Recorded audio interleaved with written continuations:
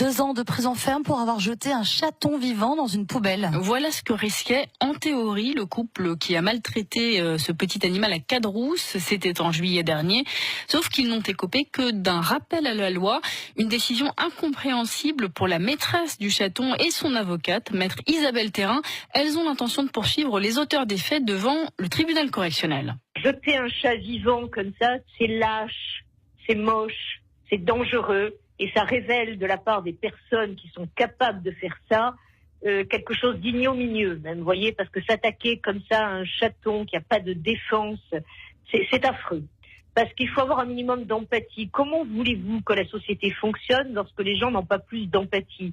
Parce qu'il faut s'imaginer quand même à la place de cet être vivant qui va mourir dans des conditions affreuses. Moi, je trouve que c'est très grave et que ça mérite une réponse judiciaire qui ne soit pas un simple rappel à la loi. Rappel à la loi, c'est-à-dire, voilà, nous vous rappelons qu'une loi existe. C'est tout. Vous voyez, un rappel à la loi, pour mes clients, ça équivaut à un permis de torturer. Les animaux domestiques ont, de par la loi française, une protection. C'est l'article 521-1 du Code pénal. Moi, maître Thérin, je demande à ce que la loi soit appliquée. C'est tout. Maître Thérin au micro d'Adrien Serrière. Mickey, en tout cas, va mieux. Le chaton a été rendu à sa maîtresse. Vous retrouvez cette histoire et la photo sur francebleu.fr.